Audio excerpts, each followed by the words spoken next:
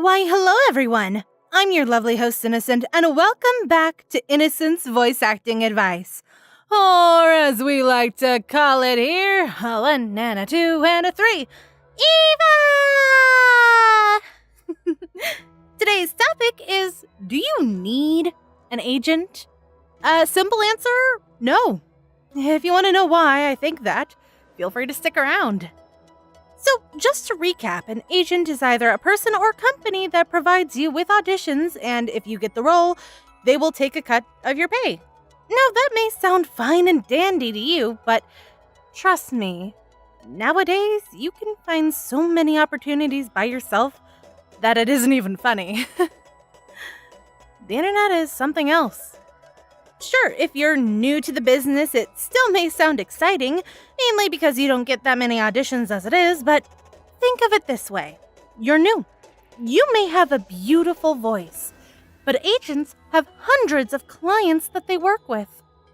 You're going to be at the bottom of their list. After all, why wouldn't they book people that they know can land the job and get paid? You know, where they can get paid? Does that mean you should avoid them like the plague? Only the ones that try to ask for money up front. But every other agent? No. If you find an agent or one finds you, and they're willing to sign you, it all depends on you. If you want it, and are all right with the contract, then who am I to stop you? I'm just trying to say that you don't need an agent as a voice actor.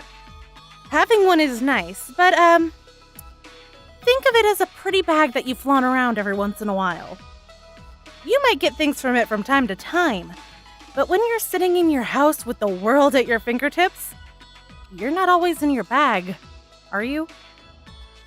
The internet has become such a great place for actors to find jobs as of late, and frankly, I think it's the easiest it has ever been to become a voice actor from the comfort of your own home. Now, I know this may sound like some odd pyramid scheme, but really, because of how easy it is to craft a home studio, more and more voice actors are just yelling into their microphone while in their pajamas. At any rate, take what I said with a grain of salt. It is just advice after all. Thank you for watching. Have any suggestions or requests for other Eva topics? Leave them in the comments below, or at me on Twitter. It's Creating Love. I'm more than happy to help to the best of my abilities. This has been episode number 35 of Eva. Break a leg and go out there and voice act to your heart's content. We never speak of that. Anyway, if you liked what you just watched, feel free to click or tap here and it will take you to the latest video on my channel. Or you can let the YouTube algorithms choose a video it thinks you'll like. Magic!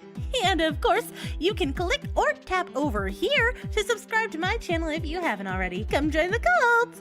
We're always open to new members. Anywho, I hope to see you all soon.